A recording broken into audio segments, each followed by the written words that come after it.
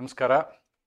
ಇವತ್ತಿನ ಈ ವಿಡಿಯೋದಲ್ಲಿ ನಾವು ಭಾರತದಲ್ಲಿ ತುರ್ತು ಪರಿಸ್ಥಿತಿಯ ಪ್ರಾವಧಾನಗಳ ಬಗ್ಗೆ ಚರ್ಚೆಯನ್ನು ಮಾಡಲಿದ್ದೀವಿ. ಹಿಂದಿನ ವಿಡಿಯೋದಲ್ಲಿ ನಾನು ನಿಮಗೆ ಅದರ ಒಂದು ಪಕ್ಷಿ ನೋಟವನ್ನು ಕೊಟ್ಟಿದ್ದೀನಿ. In my previous video I had given you a birds overview of the emergency provisions that are available in our constitution, and those provisions are available in our constitution from article 352 to 360. And today I am going into little depth of the concept, and in this video I am going to discuss you about the national emergency and how many times our national emergency has been imposed in India, and whether it was a modified purpose or a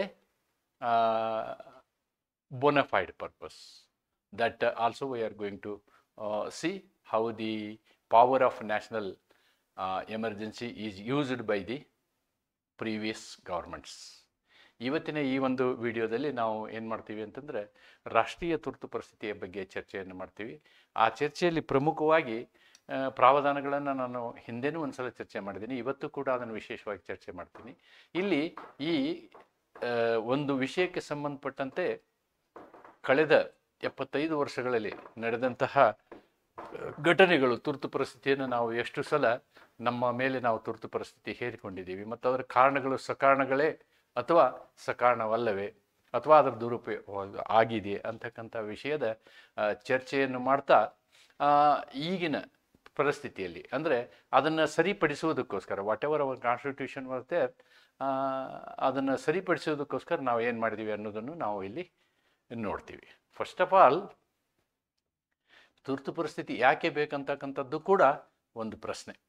ತುರ್ತು ಪರಿಸ್ಥಿತಿ ಯಾಕೆ ನಮ್ಗೆ ಬೇಕಾಗ್ತದೆ ಅಂತಕ್ಕಂಥದ್ದು ಕೂಡ ಒಂದು ಪ್ರಶ್ನೆ ಅನ್ನೋದನ್ನು ನಾವಿಲ್ಲಿ ಗಮನಿಸಬೇಕು. ಆದರೆ ದೇಶದ ಐಕ್ಯತೆಯನ್ನು, ಇಂಟಿಗ್ರಿಟಿ ಅಂತ ಹೇಳ್ತಾರೆ, ಕಾಪಾಡೋದಕ್ಕೋಸ್ಕರ ದೇಶದಲ್ಲಿ ಏನಾದರೂ ಸಮಸ್ಯೆ, ದೇಶಕ್ಕೇ ಒಂದು ಸಮಸ್ಯೆ ಒದಗಿದಾಗ ಈ ರೀತಿಯಾದ ಒಂದು ಅಧಿಕಾರದ ಕೇಂದ್ರೀಕರಣ ಅಥವಾ ಅಧಿಕಾರವನ್ನು ಕೇಂದ್ರೀಕರಿಸುವುದು, ಬಲಪಡಿಸುವುದು ಅಂತ ಹೇಳ್ತೀವಿ ನಾವು, ಅದರ ಅವಶ್ಯಕತೆ ಬೀಳ್ತದೆ ಅನ್ನೋದನ್ನು ನಾವು ನೋಡಬೇಕು.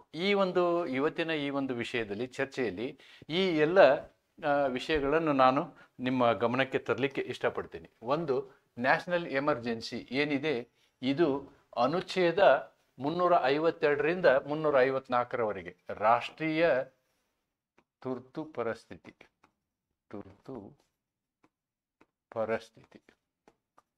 ಈ ಚರ್ಚೆಯನ್ನು ಇವತ್ತು ನಾವು ಕೈಗೆತ್ತಿಕೊಂಡಿದ್ದೀವಿ. ಇದರ ಇತಿಹಾಸವೇನು, ಯಾಕೆ ಇದರ ಅವಶ್ಯಕತೆ ಇದೆ, ವಾಯ್, ಇತಿಹಾಸವನ್ನು ತಿಳ್ಕೊಳ್ತೀವಿ. ಆಮೇಲೆ ಈ ತುರ್ತು ಪರಿಸ್ಥಿತಿಯನ್ನು ಜಾರಿಗೆ ತರುವಂತಹ ಪ್ರಕ್ರಿಯೆಗಳೇನು, ಪ್ರಕಾರಗಳು, ಪದ್ಧತಿಗಳು, ತುರ್ತು ಪರಿಸ್ಥಿತಿಯನ್ನು ಜಾರಿಗೆ ತರುವಂತಹ ಪದ್ಧತಿಗಳನ್ನು ನಾವು ನೋಡ್ತೀವಿ.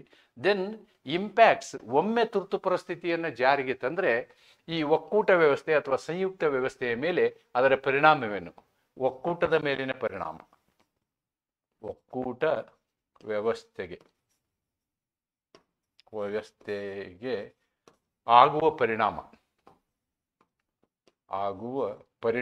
ನೋಡ್ತೀವಿ.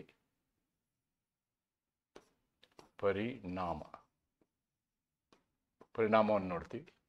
ಆಮೇಲೆ ಇಲ್ಲಿ ಒಂದು ಪ್ರಯತ್ನ ನಡೀತದೆ.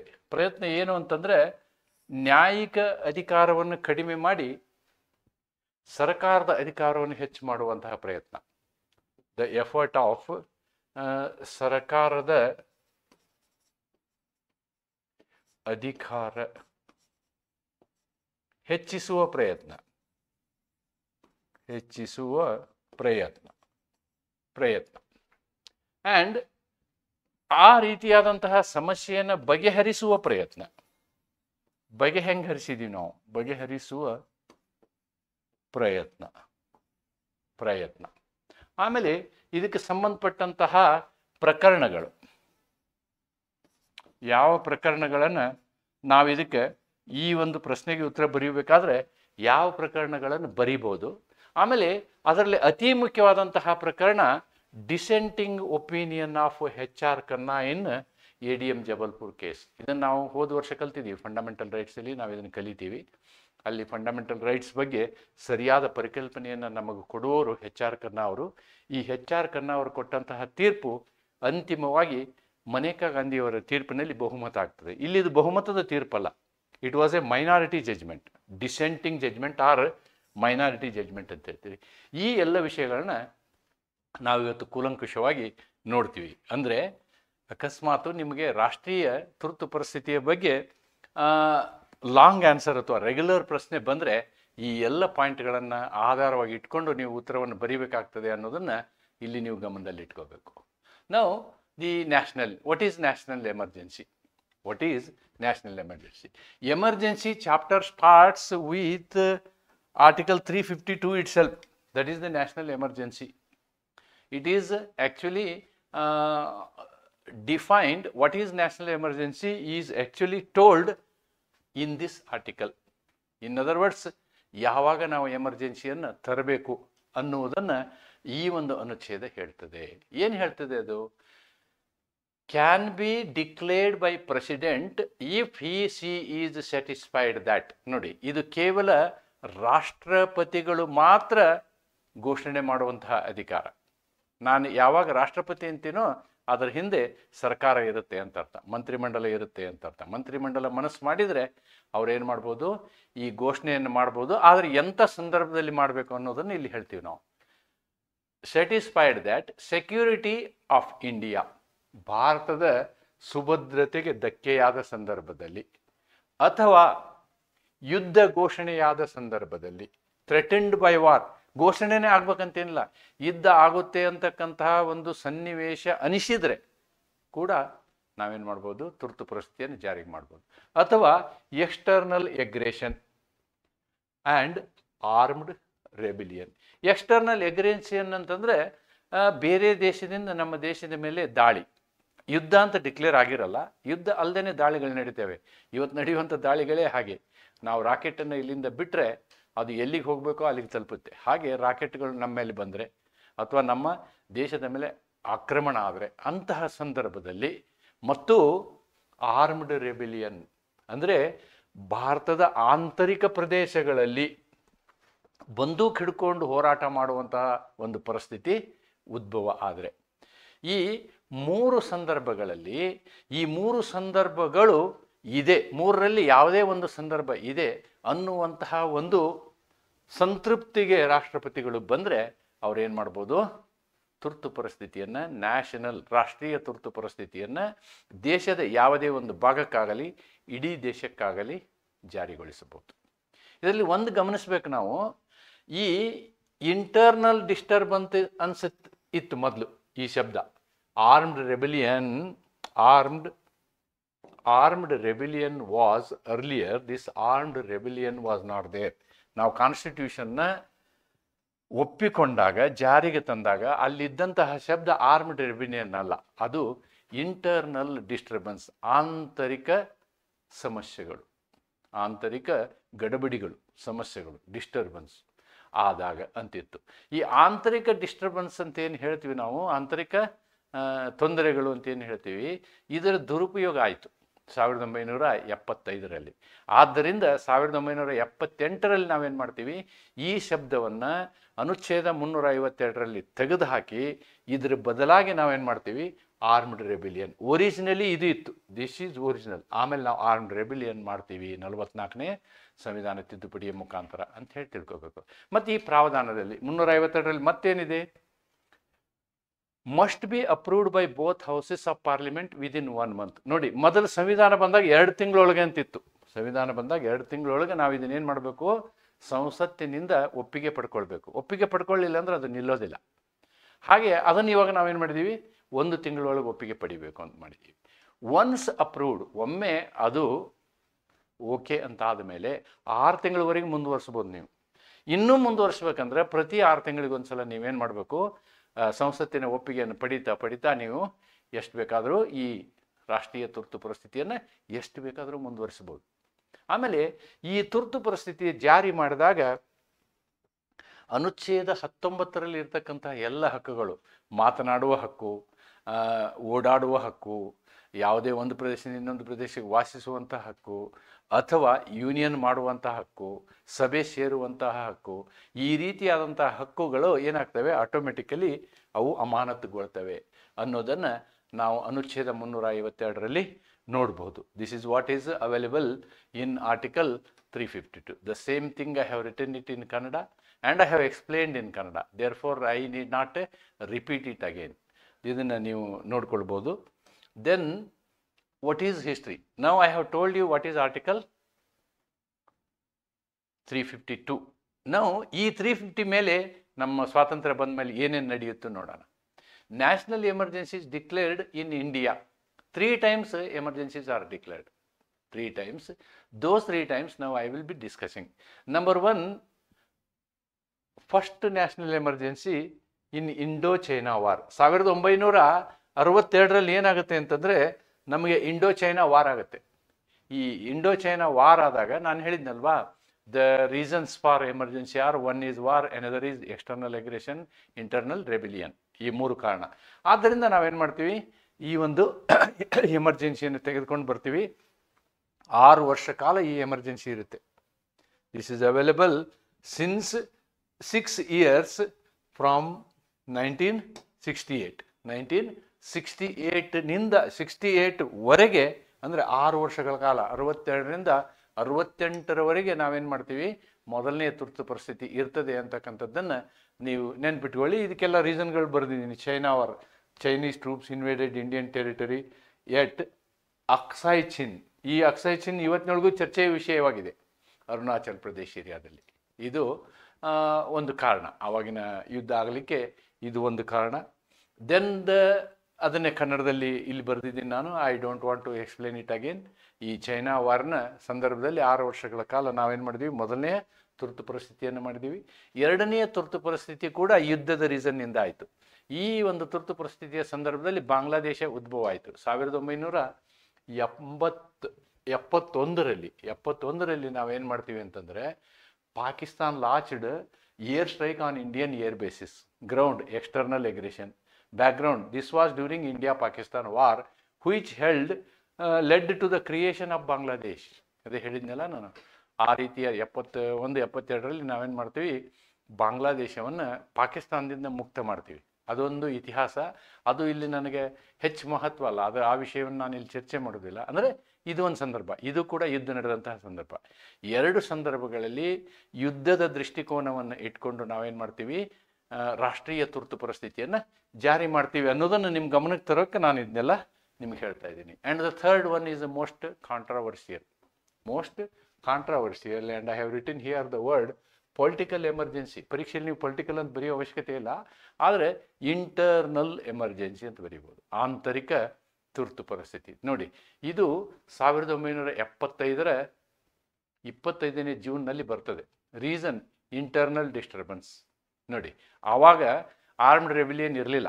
ಯಾವ ಕಾರಣದಿಂದ ನಾವು ಈ 3ನೇ ತುರ್ತು ಪರಿಸ್ಥಿತಿ ತಂದ್ವಿ ಅಂದರೆ, because there was internal disturbance in India ಅನ್ನುವಂತಹ ಕಾರಣದ ಮೇಲೆ ಆವತ್ತಿನ ಸರ್ಕಾರ ಈ ಒಂದು ಏನು ತುರ್ತು ಪರಿಸ್ಥಿತಿಯನ್ನು ಜಾರಿಗೆಗೊಳಿಸ್ತದೆ. Background, declared by president Fakhruddin Ali Ahmed on the advice of then prime minister Shrimati Indira Gandhi after Allahabad high court found her guilty of electoral mall practices.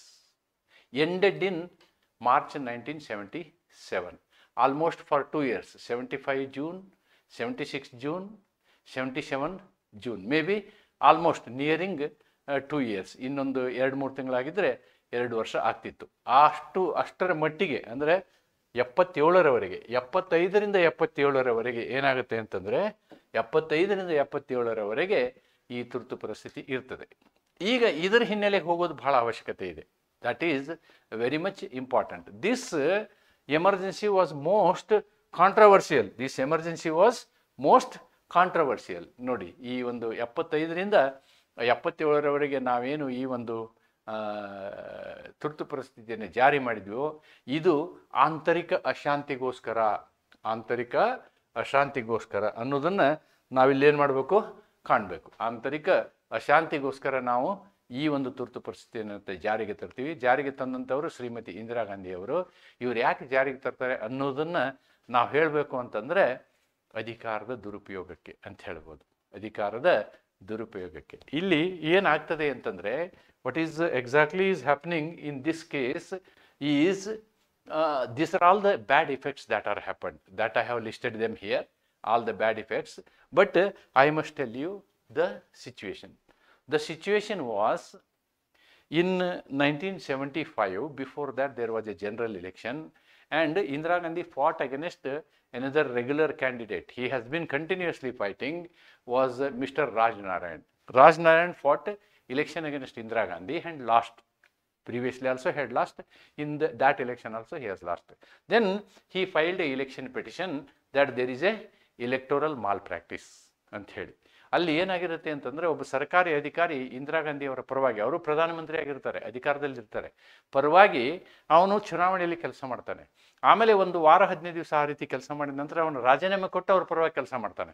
But ಅವನು ಡ್ಯೂಟಿಯಲ್ಲಿದ್ದಾಗ ಮಾಡಿದಂತಹ ಕೆಲಸ ಇನ್ನೂ ಅನೇಕ ಈ ರೀತಿಯಾದಂತಹ ಏನು ಇಂದಿರಾ ಗಾಂಧಿಯವರ ನಡತೆಗಳಿದ್ವು, ಇವುಗಳೆಲ್ಲವನ್ನು ರೆಕಾರ್ಡ್ ಮಾಡಿ ಅಲಹಾಬಾದ್ ಹೈಕೋರ್ಟಲ್ಲಿ ಎಲೆಕ್ಷನ್ ಪಿಟಿಷನ್ ಹಾಕಲಾಗಿತ್ತು. That was against the RPA. That was against RPA.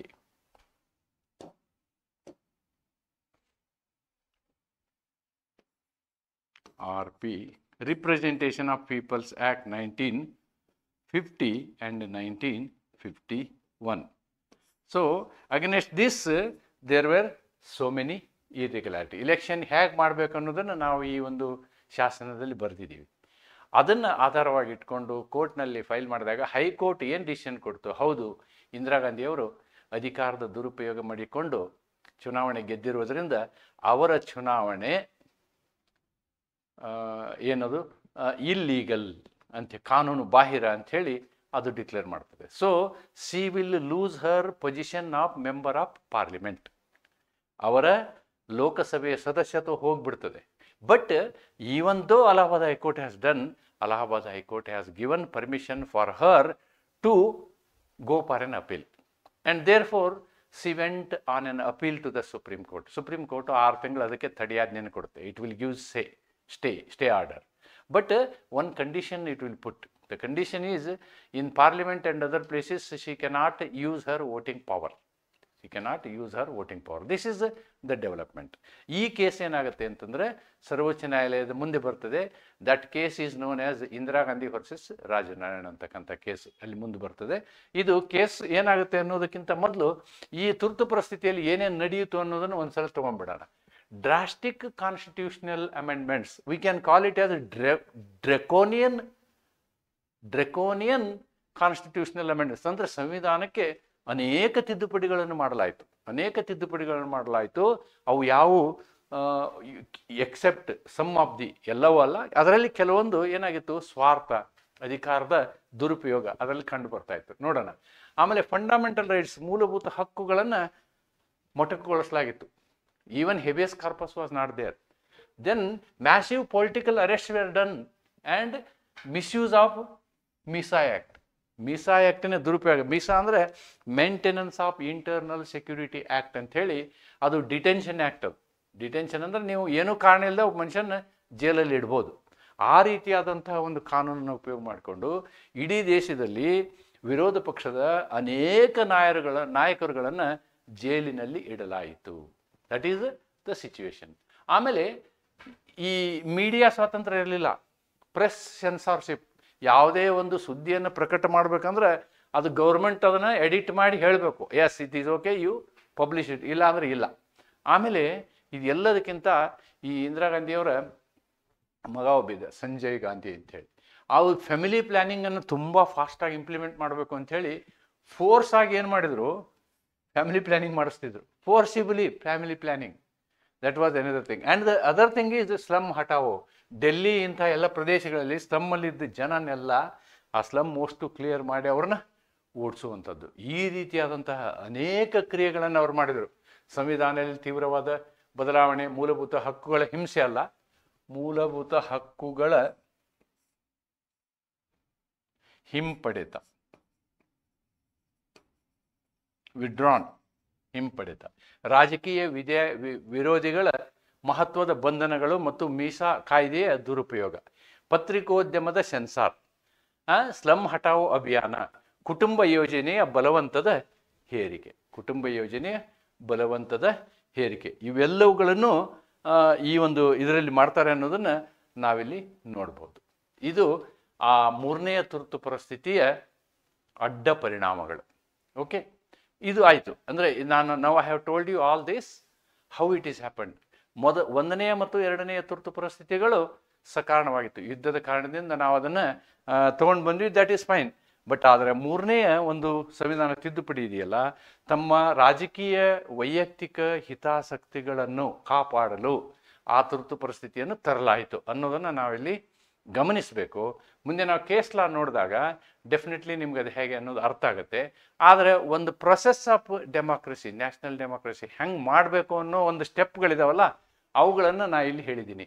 Cabinet sends return advice to president. ಒಮ್ಮೆ ನಾವು ತುರ್ತು ಪರಿಸ್ಥಿತಿಯನ್ನು, ರಾಷ್ಟ್ರೀಯ ತುರ್ತು ಪರಿಸ್ಥಿತಿಯನ್ನು ಜಾರಿ ಮಾಡಬೇಕಂದ್ರೆ ನಾವೇನು ಮಾಡಬೇಕು, ಮಂತ್ರಿಮಂಡಲ ರಾಷ್ಟ್ರಪತಿಗಳಿಗೆ ರೈಟಿಂಗಲ್ಲಿ ಕಳಿಸ್ಬೇಕು. ಮೊದಲು ಇದು ಇರಲಿಲ್ಲ, ರೈಟಿಂಗಲ್ಲಿ ಇರಲಿಲ್ಲ. Indira Gandhi has done the same thing.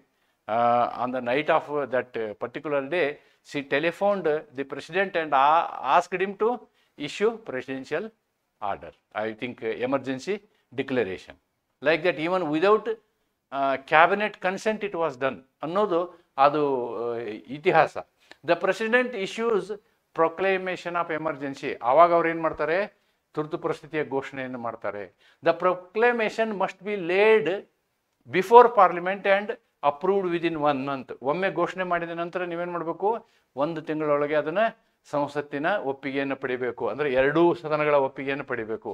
Both houses of parliament must approve proclamation by A special majority. By A special majority, that is A majority of the total members of the house and 2/3 of the majority present.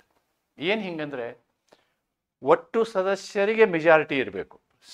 ಒಟ್ಟು ಸದಸ್ಯರಿಗೆ majority ಇರಬೇಕು ಮತ್ತು ಅಲ್ಲಿ present and vote ಮಾಡುವವರು ಏನಿರಬೇಕು, 2/3 ಜನ vote ಮಾಡಬೇಕು. ಒಂದು ವೇಳೆ ಸಂಸತ್ತಿನಲ್ಲಿ ಆದರೆ 300 ಜನ ಅವತ್ತು ಪ್ರೆಸೆಂಟ್ ಇದ್ರು ಅಂದ್ಕೊಳ್ಳೋಣ, 300 ಪೀಪಲ್ ಆರ್ ಪ್ರೆಸೆಂಟ್.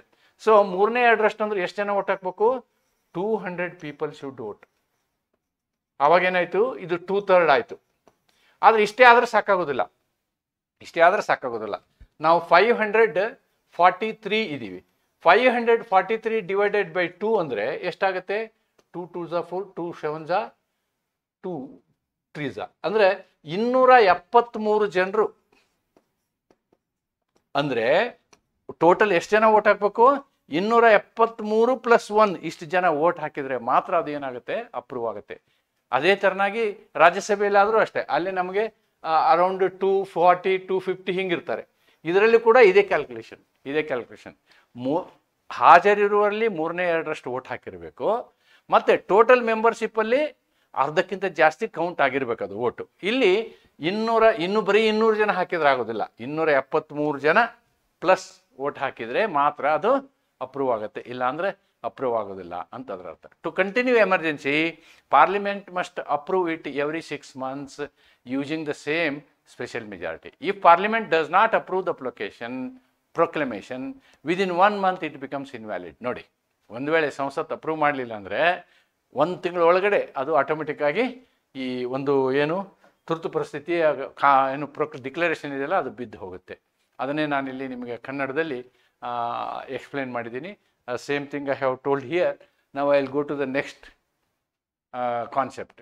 ಒಮ್ಮೆ ಎಮರ್ಜೆನ್ಸಿ ಬಂದಾಗ ಇನ್ನೂ ಕೆಲವು ಇಂಪ್ಯಾಕ್ಟ್ಗಳಾಗ್ತವೆ. ಏನು ಇಂಪ್ಯಾಕ್ಟ್ಗಳಾಗ್ತವೆ ಅನ್ನೋದನ್ನು, ಒಂದು ಇಂಪ್ಯಾಕ್ಟು ಆರ್ಟಿಕಲ್ 353ನಲ್ಲಿದೆ. ಪರಿಣಾಮ ಏನು ಅಂತ, the powers of the state are shifted union and parliament. ನೋಡಿ, ರಾಜ್ಯದ ಅಧಿಕಾರಗಳು ಯಾವುದು, ಒಂದು ಗೌರ್ಮೆಂಟಿನ ಅಧಿಕಾರ, ಕೌನ್ಸಿಲ್ ಆಫ್ ಮಿನಿಸ್ಟರ್ಸ್. ಇನ್ನೊಂದು ಲೆಜಿಸ್ಲೇಟಿವ್ನ ಅಧಿಕಾರ, ಲೆಜಿಸ್ಲೇಚರ್ ಅಂದರೆ ವಿಧಾನಮಂಡಲ.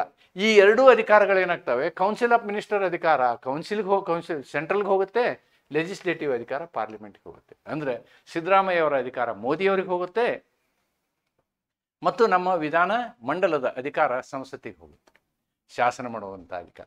ಇನ್ case of emergency is declared due to war or external aggression, the fundamental rights under article 19 are automatically suspended. However, Article 20 and 21 will not be suspended. ಇದು ಯಾವಾಗ 44ನೇ ಸಂವಿಧಾನ ತಿದ್ದುಪಡಿ ನಂತರ, ಮೊದಲಿರಲಿಲ್ಲ. ಮೊದಲು 20 and 21 also could be suspended. ಅಂದರೆ ಮೂರನೆಯ ತುರ್ತು ಪರಿಸ್ಥಿತಿ 1975ರಲ್ಲಿ ಬಂದಾಗ ಇವುಗಳನ್ನು ಸಸ್ಪೆಂಡ್ ಮಾಡಲಾಗಿತ್ತು ಅನ್ನೋದನ್ನು ನಾವಿಲ್ಲಿ ಗಮನಿಸಬೇಕು. ಇವುಗಳನ್ನು ಸಸ್ಪೆಂಡ್ ಮಾಡಲಾಗಿತ್ತು, ಅದಕ್ಕೆ ಹೇಬಿಯಸ್ ಕಾರ್ಪಸ್ ಕೊಟ್ಟಿರಲಿಲ್ಲ ಆವಾಗ. ಅದನ್ನೇ ಕನ್ನಡದಲ್ಲಿ ಇಲ್ಲಿ ಬರೆದಿದ್ದೀನಿ. ಫೆಡರಲ್ ವ್ಯವಸ್ಥೆಯ ಮೇಲೆ ಆಗುವ ಪರಿಣಾಮ, ರಾಜ್ಯದ ಎಲ್ಲ ಹಕ್ಕುಗಳು, ಶಾಸನ ಮಾಡುವ ಹಕ್ಕುಗಳು ಮತ್ತು ಕಾರ್ಯಾಂಗದ ಹಕ್ಕುಗಳು ಏನಾಗ್ತವೆ, ಸೆಂಟರ್ಗೆ ಹೋಗ್ಬಿಡ್ತವೆ. ಅವರ್ ಫೆಡರೇಷನ್, ಒಕ್ಕೂಟ ವ್ಯವಸ್ಥೆ ಇದೆಯಲ್ಲ, ದಿಸ್ ಬಿಕಮ್ಸ್ ಯೂನಿಟರಿ. ಆವಾಗ ಇದೇನಾಗುತ್ತೆ, ಈ ಒಕ್ಕೂಟ ವ್ಯವಸ್ಥೆ ಹೋಗಿ ಯೂನಿಟರಿ ವ್ಯವಸ್ಥೆ ಆಗುತ್ತೆ, ಏಕ ವ್ಯವಸ್ಥೆ ಆಗುತ್ತೆ ಅನ್ನೋದನ್ನು ನಾವಿಲ್ಲಿ ಗಮನಿಸಬೇಕು. 19 automatically gets suspended, 20 and 21 will not be suspended. ಬೇರೆ ಯಾವ್ದಾರು ಮಾಡ್ಬೋದು. ಆರ್ಟಿಕಲ್ 359 ಪ್ರಕಾರ, ಆ್ಯಕ್ಚುಲಿ ಮೊದಲು ಹೆಂಗಿತ್ತು ಅಂದರೆ ಇದು ಆರ್ಟಿಕಲ್ 359 ಅಂತ ಬರುತ್ತೆ. 359 ಪ್ರಕಾರ ಇವನ್ನೆಲ್ಲ ತಗೊಳ್ಬೋದಿತ್ತು 2021. ಈಗ ಅದನ್ನು ತೆಗಿಯೋಕೆ ಆಗೋಲ್ಲ ಅನ್ನೋದನ್ನು ನಾವು ಗಮನಿಸಬೇಕು.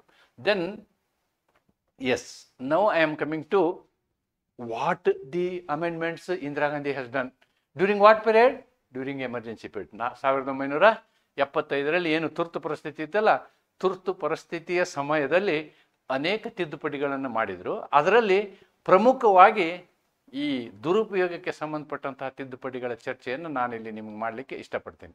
ನಂಬರ್ 1 ನೋಡಿ, 38th ಕಾನ್ಸ್ಟಿಟ್ಯೂಷನಲ್ ಅಮೆಂಡ್ಮೆಂಟ್, 38ನೇ ಸಂವಿಧಾನ ತಿದ್ದುಪಡಿ ಏನು ಹೇಳುತ್ತೆ ಅಂದರೆ, ಈ 352ಗೆ ಒಂದು ಎಕ್ಸ್ಟ್ರಾ ಕ್ಲಾಸ್ ಸೇರಿಸ್ತದೆ. 352ನೇ ಏನದು, ಅದು ಅನುಚ್ಛೇದ, ರಾಷ್ಟ್ರೀಯ ತುರ್ತು ಪರಿಸ್ಥಿತಿಯನ್ನು ತರುವಂತಹ ಅನುಚ್ಛೇದ. ಇದಕ್ಕೆ ಏನು ಆ್ಯಡ್ ಮಾಡ್ತು, 5ನಲ್ಲಿ ಏನು ಹೇಳ್ತು ಅಂತಂದರೆ, ಒಮ್ಮೆ ತುರ್ತು ಪರಿಸ್ಥಿತಿಯನ್ನು ಘೋಷಿಸಿದರೆ, ಯಾರು ಘೋಷಿಸಿದರೆ, ರಾಷ್ಟ್ರಪತಿ ಘೋಷಿಸಿದರೆ ಅದು ಫೈನಲ್, ಅದು ಯಾರೂ ಪ್ರಶ್ನೆ ಮಾಡೋ ಹಾಗಿಲ್ಲ, ಕೋರ್ಟ್ ಕೂಡ ಅದನ್ನು ಪ್ರಶ್ನೆ ಮಾಡೋ ಹಾಗಿಲ್ಲ ಅಂತ. It stated that the president's decision to proclaim an emergency shall be final and conclusive and not subject to judicial review. ನೋಡಿ, ಕೋರ್ಟ್ ಅದನ್ನು ಪ್ರಶ್ನೆ ಮಾಡೋ ಹಾಗಿಲ್ಲ ಅಂತಕ್ಕಂಥ ಒಂದು ನಿಯಮವನ್ನು ಇಲ್ಲಿ ತೆಗೆದುಕೊಂಡು ಬಂತು. ಇದು ಒಂದು ಏನು, ನಮ್ಮ ಸಂವಿಧಾನದ ಪ್ರಾವಧಾನಗಳನ್ನು, ಅಂದರೆ ಎಕ್ಸಿಕ್ಯೂಟಿವ್ನ ಶಕ್ತಿಗಳನ್ನು ಹೆಚ್ಚಿಸೋದು, ನ್ಯಾಯಾಂಗದ ಶಕ್ತಿಯನ್ನು ಕಡಿಮೆ ಮಾಡೋದು, ಇದು ಒಂದು ದುರುಪಯೋಗ. ಯಾವಾಗ, 1975. ಆದರೆ ನಾವು ಮುಂದೆ ಇವರು ಸರ್ಕಾರ ಬಿದ್ದ ಮೇಲೆ ಮಿನರ್ವಾ ಮಿಲ್ ಪ್ರಕರಣದಲ್ಲಿ ಇದನ್ನು ನಾವು ಕ್ಯಾನ್ಸಲ್ ಮಾಡ್ತೀವಿ. It is declared as unconstitutional. Supreme court held that the proclamation of emergency is subject to judicial review, reaffirming the role of judiciary in maintaining the constitutional checks and balance. ಅಂದರೆ ಇದು ಏನು ಮಾಡಿದ್ವು, ಇದು unconstitutional ಅಂಥೇಳಿ 1980ರಲ್ಲಿ ಮತ್ತೆ ನಾವು declare ಮಾಡಿದ್ವಿ. So ಅವತ್ತಿನ ಕಾಲದಲ್ಲಿ it was operative. Next then comes, ಅದನ್ನೇ 352 5ನ್ನು ಸೇರಿಸಿದ್ದು 5ರಲ್ಲಿ ಏನಿತ್ತು ಅಂದರೆ, ರಾಷ್ಟ್ರಪತಿಗಳೇ ಫೈನಲ್. ಅವ್ರು ಏನು ಮಾಡಿದ್ರು, ರಾಷ್ಟ್ರಪತಿಗಳೇ ಫೈನಲ್ ಅಂದರೆ ಸರ್ಕಾರ ಏನು ಮಾಡುತ್ತೆ ಅದೇ ಫೈನಲ್ ಅಂತ. ಯಾವಾಗ ಬೇಕಾವಾಗ ಸರ್ಕಾರ ತುರ್ತು ಪರಿಸ್ಥಿತಿಯನ್ನು ಜಾರಿಗೊಳಿಸ್ಬೋದು ಅಂತ ಅದರ ಅರ್ಥ ಏನಾಯ್ತು ಹಂಗಿದ್ರೆ, ನಿಮಗೆ ಬೇಡ ಅಂದರೆ, ಸೋಲ್ತೀನಿ ಅಂದರೆ ತುರ್ತು ಪರಿಸ್ಥಿತಿ ಘೋಷಿಸಿಬಿಡೋದು. That is how the misuse of constitutional power, particularly internal disturbance clause was misused like this. Okay, then 39th amendment, ಇದೊಂದು ದೊಡ್ಡ ಭಾರಿ, it's another draconian. I can use the word draconian amendment.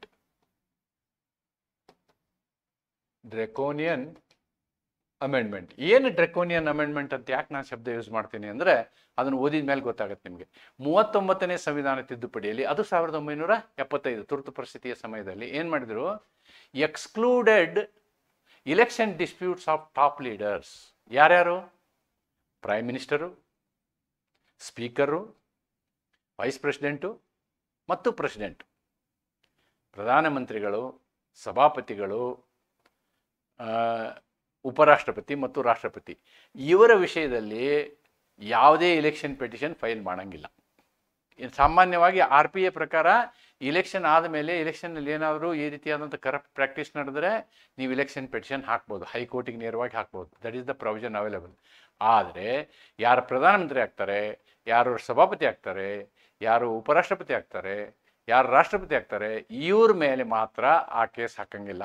ಅಂದರೆ ಆರ್ಟಿಕಲ್ 14 ಓಕೆ ಈಸ್ ವೈಲೇಟೆಡ್.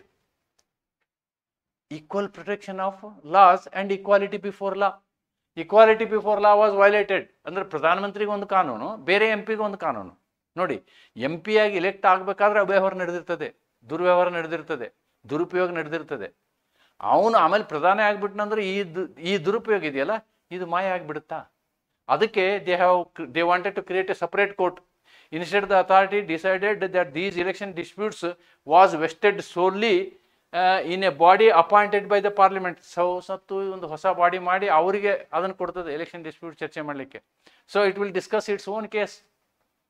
ಅವ್ರದ್ದೇ M L A ಇರ್ತಾರೆ, ಅವ್ರದ್ದೇ M P ಇರ್ತಾರೆ, ಏನು discuss ಮಾಡ್ತಾರೆ? So it was a dangerous amendment. It was A very very dangerous amendment. And ultimately ಇದೇ case ಅಲ್ಲಿತ್ತಲ್ವ, ನಾ ಹೇಳಿದ್ನಲ್ಲ ನಿಮಗೆ, ಎಲೆಕ್ಷನ್ ಡಿಸ್ಪ್ಯೂಟ್ನ ಕೇಸು ಅಪೀಲ್ ರೂಪದಲ್ಲಿ ಸುಪ್ರೀಂ ಕೋರ್ಟ್ ಮುಂದೆ ಬಂದಿತ್ತು. ಯಾವ ಹೆಸರಲ್ಲಿ? ಇಂದಿರಾ ನೆಹರು ಗಾಂಧಿ ವರ್ಸಸ್ ರಾಜನಾರಾಯಣ್ ಅಂತಕ್ಕಂಥ ಕೇಸ್ ಬಂದಿತ್ತಲ್ಲ, ಆ ಪ್ರಕರಣದಲ್ಲಿ ಏನು ಮಾಡ್ತಾರೆ, 329 ಕ್ಯಾಪಿಟಲ್ ಎ ಅಸಂವಿಧಾನಿಕ ಅಂಥೇಳಿ ಅದನ್ನು ಕಿತ್ತು ಹಾಕ್ತಾರೆ.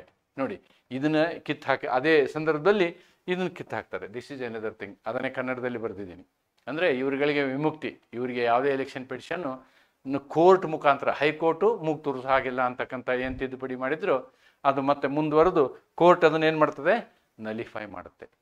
Then what they have done in 42nd amendment. This is done in 76. Emergency was there from 1975 to 1977 March. ಇಲ್ಲಿವರೆಗೆ ಎಮರ್ಜೆನ್ಸಿ ಇತ್ತು. ನೋಡಿ, ಇದೇ ಎಮರ್ಜೆನ್ಸಿಯ ಕಾಲದಲ್ಲಿ ಈ 42ನೇ ಸಂವಿಧಾನ ತಿದ್ದುಪಡಿ ಏನು ಮಾಡಿದ್ರೆ, ಇದರಲ್ಲಿ ಸುಮಾರು ಒಳ್ಳೆಯವು ಇದ್ದಾವೆ, ಕೆಟ್ಟದ್ದು ಇದ್ದಾವೆ. ಇದಕ್ಕೊಂದು ಮಿನಿ ಸಂವಿಧಾನ ಅಂತ ಹೇಳ್ತಾರೆ. The 42nd constitution amendment is called mini constitution. ಇದರಲ್ಲಿ ನಿಮಗೇನಾಗುತ್ತೆ, 48A ಬರುತ್ತೆ, 51A ಬರುತ್ತೆ, ಅಂದರೆ ಫಂಡಮೆಂಟಲ್ ಡ್ಯೂಟೀಸ್ ಬರುತ್ತೆ. ಆಮೇಲೆ ಸಂವಿಧಾನದ ಪೀಠಿಕೆಯಲ್ಲಿ ತಿದ್ದುಪಡಿ ಮಾಡ್ತಾರೆ. ಸೆಕ್ಯುಲರ್, ಸೋಷಿಯಲಿಸ್ಟ್ ಅಂತಕ್ಕಂಥ ಶಬ್ದವನ್ನು ಆ್ಯಡ್ ಮಾಡ್ತಾರೆ. So all these things are happening in 42nd amendment. There are certain good things I told you know. And what is not, constitutional amendment cannot be subjected to judicial review. ನೋಡಿ, ಸಂವಿಧಾನ ತಿದ್ದುಪಡಿ ಮಾಡ್ತಾರಲ್ಲ ಸಂಸತ್ತು, ಅಂದರೆ ಸಂಸತ್ತಿಗೆ full power. Parliament has become superior now. In India, Supreme Court is, Constitution is superior. Both in India and America, executive, judiciary and legislature, they will be doing their jobs. They will be doing their jobs. They are not, one is not superior over the other. That is our constitutional principle. But unfortunately, here they have made the legislature or the parliament as the superior by this amendment. ಏನು ಮಾಡಿದ್ರು, ಯಾವುದೇ ಸಂವಿಧಾನ ತಿದ್ದುಪಡಿ ಮಾಡಿದರೆ ಅದನ್ನು court ಪ್ರಶ್ನೆ ಮಾಡೋ ಹಾಗಿಲ್ಲ. ಅಂದರೆ ಏನಾಯಿತು, ಅವ್ರ ಸಂವಿಧಾನನ ಈ ಸಂವಿಧಾನ ಬೇಡ ಹೊಸ ಸಂವಿಧಾನ ಅಂತ ಮಾಡ್ಕೊಂಡ್ರು ನಾವು ಕೇಳೋ ಹಾಗಿಲ್ಲ ಅನ್ನೋ ಪರಿಸ್ಥಿತಿ ಆಯಿತು. ಆಮೇಲೆ article 31D, laws relating to prohibition of anti national activities cannot be challenged on ground of reasonableness. ನಾ ಹೇಳಿದ್ನಲ್ಲ, ಮಿಸಾ ಆ್ಯಕ್ಟ್, ಅಂಥ ಆ್ಯಕ್ಟ್ಗಳನ್ನು ಇಲ್ಲ, ಇದು ಸಮಂಜಸವಾಗಿಲ್ಲ, ರೀಸನೇಬಲ್ ಇಲ್ಲ, ಪ್ರಿನ್ಸಿಪಲ್ ಆಫ್ ನ್ಯಾಚುರಲ್ ಜಸ್ಟಿಸ್ ಮೇಲೆ ನೀವು ಅದನ್ನು ಪ್ರಶ್ನೆ ಮಾಡೋ ಹಾಗಿಲ್ಲ ಅನ್ನುವಂತಹ ತಿದ್ದುಪಡಿಯನ್ನು ಇದರಲ್ಲಿ ಮಾಡಲಾಯಿತು. ಅಂದರೆ ಡ್ರೆಕೋನಿಯನ್ ಅಮೆಂಡ್ಮೆಂಟ್ಸ್. ಈ ಎಲ್ಲ ಅಮೆಂಡ್ಮೆಂಟ್ಗಳನ್ನು ಮಾಡಿದ್ದು ತುರ್ತು ಪರಿಸ್ಥಿತಿಯ ಕಾಲದಲ್ಲಿ. ಹೇಳಿದ್ನೆಲ್ಲ, ತುರ್ತು ಪರಿಸ್ಥಿತಿಯ ಕಾಲದಲ್ಲಿ ಇವುಗಳನ್ನೆಲ್ಲ ದುರುಪಯೋಗಪಡಿಸಿಕೊಳ್ಳಾಯಿತು. ನಂತರ ಆ ಇಂದಿರಾ ಗಾಂಧಿಯ ಸರ್ಕಾರ ಎಲೆಕ್ಷನ್ ಆಗುತ್ತೆ, ಮಾರ್ಚ್ ನಂತರ ಎಲೆಕ್ಷನ್ ಆದಾಗ ಇಂದಿರಾ ಗಾಂಧಿಯವರ ಅಥವಾ ಕಾಂಗ್ರೆಸ್ ಸರ್ಕಾರ ಬಿದ್ದು ಹೋಗುತ್ತೆ. ಬಿದ್ದು ಹೋದಾಗ ಪ್ರಪ್ರಥಮವಾಗಿ ಒಂದು ಅಪೋಸಿಟ್ ಪಾರ್ಟಿಯ ಸರ್ಕಾರ ಬರುತ್ತೆ. ಅದಕ್ಕೆ ಜನತಾ ಸರ್ಕಾರ ಅಂತ ಹೇಳ್ತಾರೆ. ಆ ಸರ್ಕಾರದಲ್ಲಿ ಮೊರಾರ್ಜಿ ದೇಸಾಯಿ ಅವರು ಪ್ರಧಾನಮಂತ್ರಿ ಆಗಿರ್ತಾರೆ. ಆ ಸರ್ಕಾರದಲ್ಲಿ ಅಟಲ್ ಬಿಹಾರಿ ವಾಜಪೇಯಿ ಅವರು ಇರ್ತಾರೆ. ಆ ಸರ್ಕಾರದಲ್ಲಿ ಲಾಲ್ ಕೃಷ್ಣ ಅಡ್ವಾಣಿ ಅವರು ಇರ್ತಾರೆ. ಅದು ಎಲ್ಲ ಪಕ್ಷಗಳು ಸೇರಿ ಮಾಡಿದಂತಹ ಸರ್ಕಾರ. ಆ ಸರ್ಕಾರದಲ್ಲಿ ಏನು ಮಾಡ್ತಾರೆ ಅಂದರೆ, ಈ ರೀತಿಯಾಗಿ ಮಾಡಿದಂತಹ ಕೆಲವೊಂದು ಸಂವಿಧಾನ ತಿದ್ದುಪಡಿಗಳನ್ನೆಲ್ಲನೂ ಮತ್ತೆ ಸರಿಪಡಿಸ್ತಾರೆ. They are all rectified. ಆ ರೆಕ್ಟಿಫಿಕೇಶನ್ನ ನಾನು ಇಲ್ಲಿ ಬರೆದಿದ್ದೀನಿ. See, 44th, this is in 1978 and emergency was 1975 to 1977 March. So, the Janata government has come and it rectified this. The ground internal disturbance was replaced with armed rebellion. ಹಾಗಾಗಿ ಈಗ ನಮ್ಮ ಈ ಶಬ್ದ ಇದೆ, ಈ ಶಬ್ದ ಇಲ್ಲ. ಇದು ದುರುಪಯೋಗ ಆದಂಥದ್ದು. ಸಾರಿ, ಇಂಟರ್ನಲ್ ಡಿಸ್ಟರ್ಬೆನ್ಸ್ ಇದೇನಾಯ್ತು ಅಂದರೆ ದಿಸ್ ವಾಸ್ ಮಿಸ್ಯೂಸ್ಡ್. ಇದನ್ನು ದುರುಪಯೋಗ ಪಡಿಸಿಕೊಳ್ಳಲಾಗಿತ್ತು. ಇದರಿಂದ ನಮ್ಮ ಮೂರನೆಯ ಅಂದರೆ 75ರಿಂದ 77ರ ತುರ್ತು ಪರಿಸ್ಥಿತಿ ಆಗೋಕ್ಕಾಯಿತು ಅನ್ನೋದನ್ನು ನೋಡಿ. The requirement to regularise emergency was changed from simple majority. ಮೊದಲೇನಿತ್ತಿದ್ದು ಸಿಂಪಲ್ ಮೆಜಾರಿಟಿ ಇತ್ತು, ಈಗ ಸ್ಪೆಷಲ್ ಮೆಜಾರಿಟಿ. ನಾನು ಎಕ್ಸ್ಪ್ಲೇನ್ ಮಾಡಿದ್ನಲ್ವಾ, ಅದು ಕಾನೂನಿನ ಇತ್ತೀಚಿನ ಪ್ರಾವಧಾನ ಆಗಿದ್ದರಿಂದ ನಾನು ಇದ್ರ ಬಗ್ಗೆ ಹೇಳಿದೆ. ಮೊದಲೇನಿಲ್ಲ, ಪ್ರೆಸೆಂಟ್ 300 ಜನ ಪ್ರೆಸೆಂಟ್ ಇದ್ದರೆ ಅಲ್ಲಿ 200 ಜನ ಹೇಳಿಬಿಟ್ರೆ ಆಯಿತು. ನೋಡಿ, ಕೋರಮ್ 10% ಇದ್ರೆ ಸಾಕು. 10% ಜನ ಇದ್ರೆ ಕೋರಮ್ ಅಂತ ಹೇಳ್ತೀವಿ ನಾವು. 10%ಅಲ್ಲಿ 50%ಗಿಂತ ಮೇಲಿದ್ರೆ ಆವಾಗ ಅದು ಪಾಸ್ ಆಗ್ತಿತ್ತು. ಅದನ್ನು ತೆಗೆದು ಏನು ಮಾಡಿದ್ರು, they have made it as a special provision. ನೋಡಿ, ಮೊದಲು ಆರ್ಟಿಕಲ್ 20 ಮತ್ತು 21 ಸಸ್ಪೆಂಡ್ ಮಾಡ್ಬೋದಿತ್ತು. ಬಟ್ ಈ ತಿದ್ದುಪಡಿಯ ಪ್ರಕಾರ 20 ಮತ್ತು 21 ಸಸ್ಪೆಂಡ್ ಮಾಡೋ ಹಾಗಿಲ್ಲ. ಮತ್ತು 31D ನಲ್ಲಿ ಇದ್ದಂತಹ ಇದು ಅನ್ರೀಸನೇಬಲ್ ಕ್ಲಾಸ್ ಇತ್ತಲ್ಲ, ಅದು okay, it is subject to judicial review ಅಂತ ಹೇಳ್ತು. ಅಲ್ಲಿ ಜುಡಿಷಿಯಲ್ ರಿವ್ಯೂ ಮಾಡೋ ಹಂಗಿಲ್ಲ ಅಂತಿತ್ತು. ರೀಸನಬಲ್ನೆಸ್ ಇದ್ರ ಮೇಲೆ ನೀವು ಮೀಸಾ ಆ್ಯಕ್ಟ್ ಮೇಲೆ ಪ್ರಶ್ನೆ ಮಾಡುವಂಗಿಲ್ಲ ಅಂತಿತ್ತು. All these things, whatever one sided, whatever against democracy were there, all they were rectified by this 44th amendment ಅನ್ನೋದನ್ನು ನೀವು ನೋಡಬೇಕು. ಇಲ್ಲಿ ಆಂತರಿಕ ಗೊಂದಲ ಎಂಬ ಕಾರಣವನ್ನು ಶಸ್ತ್ರೋಪಕರಣದ ಬಂಡವಾಳ ಅಲ್ಲ, ಇದು ತಪ್ಪಿದು, ಸಶಸ್ತ್ರ ಬಂಡಾಯ ಹೀಗೆ ಹೇಳ್ಬೋದು ನಾವು. ಸಶಸ್ತ್ರ ಬಂಡಾಯ ಅಂಥೇಳಿ ನಾವು ಹೇಳ್ಬೋದು. ಇದಕ್ಕೆ ಈ ರೀತಿ ಬರಿಬೇಡಿ. ಆರ್ಮ್ಡ್ ರೆಬಿಲಿಯನ್ ಅಂದರೆ ಸಶಸ್ತ್ರ ಬಂಡಾಯ ಎಂದು ಬದಲಾಯಿಸುತ್ತೆ. ಆಪತ್ಕಾಲ, ಇದಕ್ಕೆ ಆಪತ್ಕಾಲ ಅನ್ನೋದಕ್ಕಿಂತ ನಾವು ಇದನ್ನು ತುರ್ತು ಪರಿಸ್ಥಿತಿ ಅಂತ ಶಬ್ದನೇ ಯೂಸ್ ಮಾಡಿದ್ವಿ. ತುರ್ತು ಪರಿಸ್ಥಿತಿ ನಿಯಮಿತಗೊಳಿಸೋದಕ್ಕೆ ಬೇಕಾದ ಅಂಗೀಕಾರ ಏನಾಗಬೇಕಿತ್ತು, ಸರಳ ಬಹುಮತದಿಂದ ಅದು ವಿಶೇಷ ಬಹುಮತಕ್ಕೆ ಬದಲಾಯಿತು. ಆಪತ್ಕಾಲ ಸಂದರ್ಭದಲ್ಲಿ ಅನುಚ್ಛೇದ 20-21 ಸಡಿಲಿಸಲ್ಪಟ್ಟವು, ನಿಲ್ಲಿಸಲ್ಪಟ್ಟವಲ್ಲ. 21 20 ಮತ್ತು 21 ಅಮಾನತುಗೊಳಿಸಲಾಗುವುದಿಲ್ಲ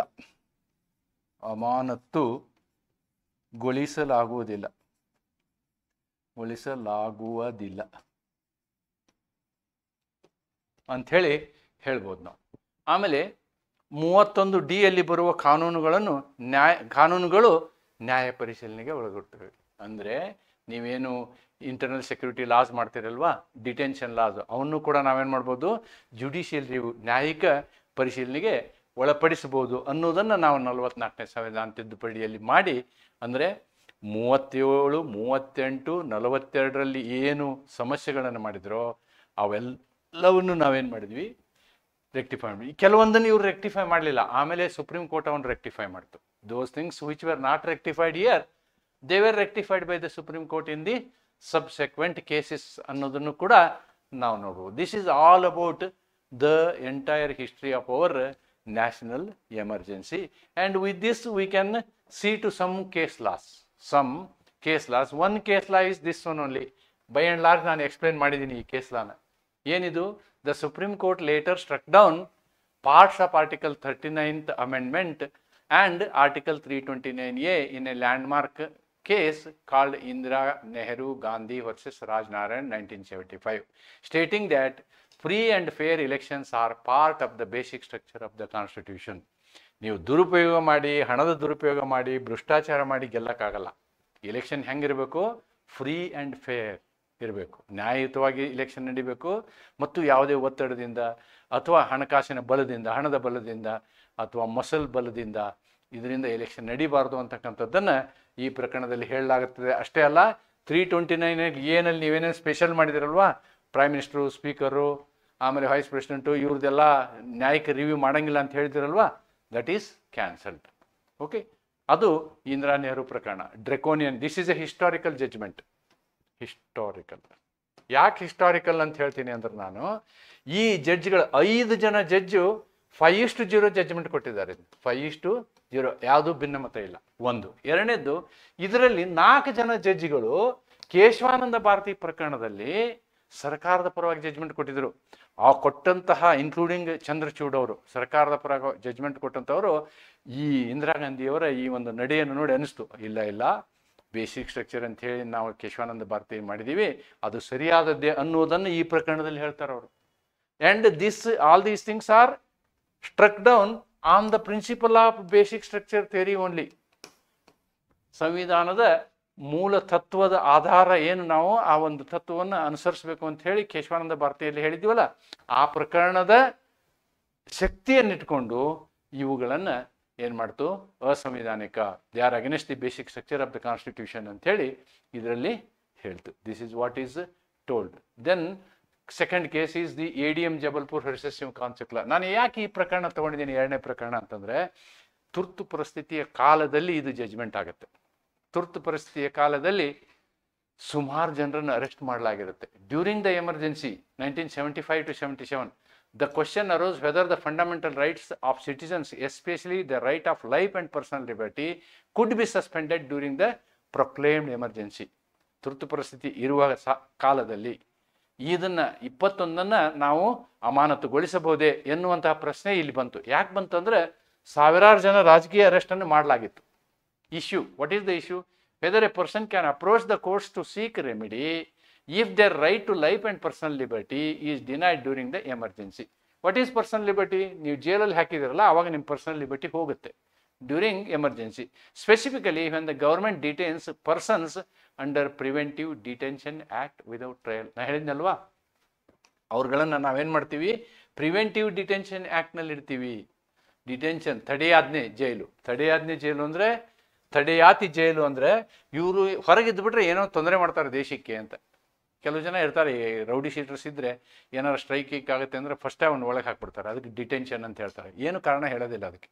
ಓಕೆ, ವಿಧಿಸಿ ಜೀವ ಮತ್ತು ಸ್ವಾತಂತ್ರ್ಯ ಹಕ್ಕನ್ನು ಪಡೆಯಬಹುದೇ. This question came before the supreme court, but unfortunately supreme court gave a judgement. The majority of the supreme court held that during emergency under Article 352, when fundamental rights, Article 21, are suspended, no person has the right to move to the court for enforcement of these rights ಅಂತ judgement ಕೊಡ್ತು. ನೋಡಿ ಇಲ್ಲಿ ಏನಾಗುತ್ತೆ ಅಂದರೆ, ಅನುಚ್ಛೇದ 359ರಲ್ಲಿ ರಾಷ್ಟ್ರಪತಿಗೆ ಅಧಿಕಾರ ಇರ್ತದೆ. President has got the power. He can issue an order to suspend the fundamental rights including Article 21. ಎಲ್ಲಿವರೆಗಿದು? 44ನೇ ಸಂವಿಧಾನ ತಿದ್ದುಪಡಿ ಬರೋ ತನಕ ಈ ಪ್ರೊವಿಷನ್ ಇತ್ತು. ಓಕೆ, ಅದನ್ನು ಅವ್ರು ಏನು ಮಾಡಿದ್ರು, 44ನೇ ಸಂವಿಧಾನ ತಿದ್ದುಪಡಿ ಬಂದದ್ದು ಯಾವಾಗ? 1978. ಈ ಪ್ರಕರಣ ಡಿಸೈಡ್ ಆಗಿದ್ದು ಯಾವಾಗ? 1975. ಆದ್ದರಿಂದ ಈ 359ರಲ್ಲಿ ಇರುವಂತಹ ಪ್ರಾವಧಾನ ಇನ್ನೂ ಚಾಲ್ತಿಯಲ್ಲಿತ್ತು. ಅದನ್ನು ಆಧರಿಸಿ ಇವ್ರು ಏನು ಹೇಳಿದರು, ಈ ರೀತಿ ಜಜ್ಮೆಂಟ್ ಕೊಟ್ಟು, it ruled that the right to life and liberty could be suspended during emergency and thus habeas corpus petitions were dismissed. ಆ ಎಲ್ಲ ಜನನ ಬಿಟ್ಟು ಹಾಕಿ ನೀವು ಅಂತ ಹೇಳಿ ನಾವೇನು ರಿಟ್ ಹಾಕಿದ್ವಲ್ಲ, ಜನನ ಬಿಡುಗಡೆ ಮಾಡಿ ಅಂತ ರಿಟ್ ಹಾಕೋದು ಹೇಬಿಯಸ್ ಕಾರ್ಪಸ್. ಆ ಹೇಬಿಯಸ್ ಕಾರ್ಪಸ್ ಅರ್ಜಿ ಏನಾಯಿತು, ಇಲ್ಲಿ ಡಿಸ್ಮಿಸ್ ಆಯಿತು. ನೋಡಿ ಆ್ಯಕ್ಚುಲಿ ಏನಾಗಿತ್ತು ಅಂದರೆ, ಈ ಕೇಸು ಇಲ್ಲಿ ಸುಪ್ರೀಂ ಕೋರ್ಟ್ ಬರೋಕ್ಕಿಂತ ಮೊದಲು ಸುಮಾರು ಹೈಕೋರ್ಟ್ಗಳು ಅವ್ರನ್ನ ರಿಲೀಸ್ ಮಾಡೋಕ್ಕೆ ಆಜ್ಞೆ ಮಾಡಿದ್ವು. But that was challenged. Those orders, ಹೈಕೋರ್ಟಿನ ಆರ್ಡರ್ಗಳನ್ನು ಏನು ಮಾಡಿದರು, ಸುಪ್ರೀಂ ಕೋರ್ಟಲ್ಲಿ ಚಾಲೆಂಜ್ ಮಾಡಿದರು. ಯಾರು ಮಾಡಿದರು? ಸರ್ಕಾರ ಮಾಡಿತು. ಅದಕ್ಕೆ ಇದ್ರ ಹೆಸರೇನು, ADM ಜಬಲ್ಪುರ್ ಅಂತ. ಅಂದರೆ ಗೌರ್ಮೆಂಟ್ ಶಿವಕಾಂತ್ ಶುಕ್ಲಾ ವಿರುದ್ಧ ಸುಪ್ರೀಂ ಕೋರ್ಟಲ್ಲಿ ಚಾಲೆಂಜ್ ಮಾಡಿದಾಗ ಗೌರ್ಮೆಂಟಿನ ಪರವಾಗಿ ಈ ಜಜ್ಮೆಂಟ್ ಬಂತು. ಇಲ್ಲ ಅವ್ರು ನಾವು ಏನು ಕೇಳದೆ ಏನು ಕಾರಣ ಕೊಡಲಾರ್ದು ಅರೆಸ್ಟ್ ಮಾಡಿ ಇಟ್ಕೋಬೋದು, ಯಾವಾಗ? ತುರ್ತು ಪರಿಸ್ಥಿತಿಯ ಸಂದರ್ಭದಲ್ಲಿ ಅನ್ನುವಂತಹ ನಿರ್ಧಾರವನ್ನು ತೆಗೆದುಕೊಂಡ್ರು. ಯಾಕೆಂದರೆ they thought, what is Article 21? Article 21 says no person's life and liberty, personal liberty, cannot be taken away. What is the rider? Without the procedure established by law. Without the procedure established by law. Not due process. Not due process. ಕಾನೂನು ಒಳ್ಳೇದಿದೆಯೋ ಕೆಟ್ಟದಿದೆಯೋ ನೋಡಂಗಿಲ್ಲ ನಾವು. ಲಾ ಇದೆ, ಲಾ ಪ್ರಕಾರ ಮಾಡ್ತೀವಿ. What is law? Law is MISA, and this MISA is come from this Article 359. ನಾವು ಇವ್ರನ್ನ arrest ಮಾಡಿದ್ದು ಸರಿ ಇದೆ, ಕಾನೂನು ಪ್ರಕಾರ ಇದೆ ಅಂತಕ್ಕಂಥ ಜಜ್ಮೆಂಟನ್ನು ಕೊಟ್ಟರು 4:1. ಆದರೆ ಈ 1 ಇದೆಯಲ್ವಾ, they did not agree. And he was mister respected HR Khanna, Hansraj Khanna. Okay, ಅದರ ಕನ್ನಡ ತರ್ಜುಮೆ ಇದೆ ಇಲ್ಲಿ. ಏನು ನಾನು ಸುಪ್ರೀಂ ಕೋರ್ಟಿನ ತೀರ್ಪಿದೆ ಅದನ್ನು ಇಲ್ಲಿ ಕೊಟ್ಟಿದ್ದೀನಿ. ನಾವು ಈ ಜಜ್ಮೆಂಟಿನ ಒಂದು ವಿಚಾರ ಏನಾಯಿತು ನೋಡಿ. The decision was widely criticised for being blow to civil liberties. ನೋಡಿ, ಇವು human rights, international human rights violation ಇದು. Human rights and judicial protection of fundamental rights. ನೋಡಿ, ಮೂಲಭೂತ ಹಕ್ಕುಗಳನ್ನು ರಕ್ಷಿಸುವವರು ಯಾರು? ನ್ಯಾಯಾಂಗ. ಆ ನ್ಯಾಯಾಂಗವೇ ನಮ್ಮ ವಿರುದ್ಧ ಜಜ್ಮೆಂಟ್ ಕೊಟ್ಬಿಡ್ತು. ನ್ಯಾಯಾಂಗವೇ ನಮ್ಮ ಮೂಲಭೂತ ಹಕ್ಕಿನ ವಿರುದ್ಧ ಜಜ್ಮೆಂಟ್ ಕೊಟ್ಟರು. It highlighted the dangers and unchecked governmental power during emergency. ಹಾಗಿದ್ರೆ ತುರ್ತು ಪರಿಸ್ಥಿತಿ ಇದ್ಬಿಟ್ರೆ ಎಲ್ಲ ಮೂಲಭೂತ ಹಕ್ಕುಗಳನ್ನ ಗಾಳಿಗೆ ತೂರುವಂತಹ ಒಂದು ಪರಿಸ್ಥಿತಿ ನಮ್ಮ ದೇಶಕ್ಕೆ ಉಂಟಾಯ್ತಲ್ಲ ಅಂಥೇಳಿ ಇದನ್ನು ಬಹಳಷ್ಟು ಜನ ಚಿಂತನೆ ಮಾಡಿದರು, ಕ್ರಿಟಿಸೈಸ್ ಮಾಡಿದರು. ಆದರೆ ಅಲ್ಟಿಮೇಟ್ಲಿ ಮಿನರ್ವಾ ಮಿಲ್ ಪ್ರಕರಣದಲ್ಲಿ 1980ರಲ್ಲಿ ಇದು ಸರಿ ಇಲ್ಲ ಈ ಜಜ್ಮೆಂಟು ಅಂತಕ್ಕಂಥದ್ದು ಅಲ್ಲಿ ನಿರ್ಣಯ ಆಗುತ್ತೆ. ಓಕೆ, ಅದಾಗುತ್ತೆ. ಆದರೆ ಇದೇ ಪ್ರಕರಣದಲ್ಲಿ ಇದು ಕನ್ನಡದಲ್ಲಿದೆ, ನಾನು ಇದನ್ನು ಮತ್ತೆ ಎಕ್ಸ್ಪ್ಲೇನ್ ಮಾಡೋದಿಲ್ಲ. ಇದೇ ಪ್ರಕರಣದಲ್ಲಿ ಇರ್ತಕ್ಕಂತಹ ಈ ಜಜ್ಮೆಂಟ್ ಭಾಳ important. Dissenting opinion of justice Hansraj Khanna in ADM Jabalpur case. ಅದೇ ಪ್ರಕರಣದಲ್ಲಿ ನಾನು ಹೇಳಿದ್ನಲ್ವಾ 4:1. ಈ 4 ಜಜ್ಮೆಂಟ್ ಏನಿದು ಇದು ವ್ಯಾಲಿಡ್. ಆದರೆ ಈ ಜಜ್ಮೆಂಟ್ಗೆ ಭಾಳ ಬೆಲೆ ಬಂತು. It has got value, it has got respect. It is ultimately become law in Maneka Gandhi case.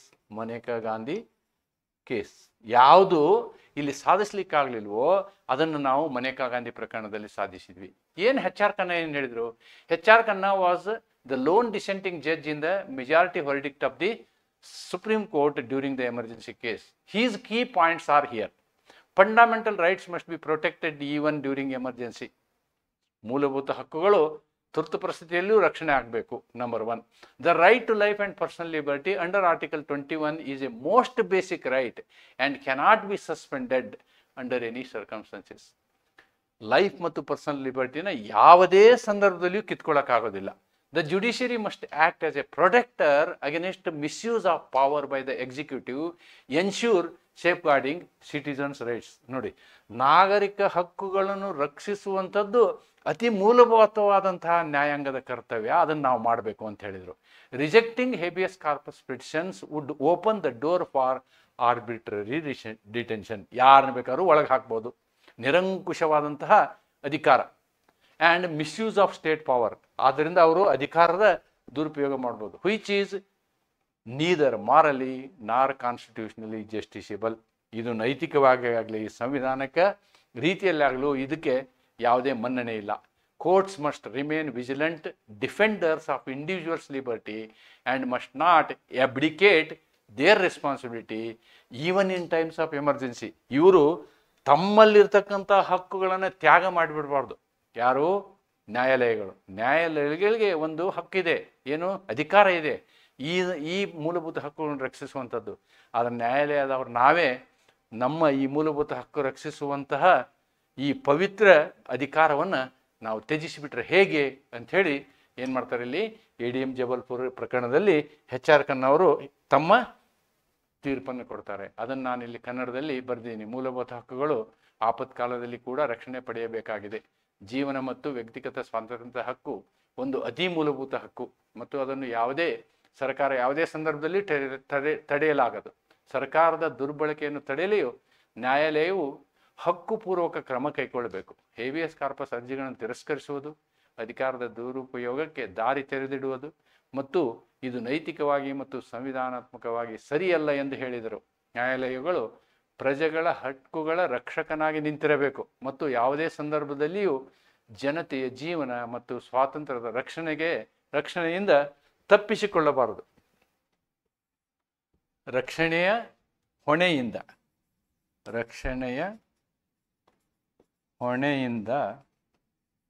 ತಪ್ಪಿಸಿಕೊಳ್ಳಬಾರದು ಅಂತಕ್ಕಂತಹ ಒಂದು ತೀರ್ಪನ್ನು HR ಖನ್ನಾ ಅವರು ಕೊಡ್ತಾರೆ ಇದರಲ್ಲಿ ಅನ್ನೋದನ್ನು ನಾವಿಲ್ಲಿ ಕಾಣ್ತೀವಿ. This is all about our national emergency. ಅಂದರೆ ಈ ನ್ಯಾಷನಲ್ ಎಮರ್ಜೆನ್ಸಿ ಹೇಗಿದೆ ಅಂತಂದರೆ ಅದನ್ನು ಅಧಿಕಾರ ತರುವಂಥದ್ದು ಸರ್ಕಾರ, ಸಂಸತ್ತು ಅಲ್ಲ. ಸಂಸತ್ತು ಆಮೇಲೆ 1 ತಿಂಗಳೊಳಗೆ ಅಪ್ರೂವ್ ಮಾಡಬೇಕು.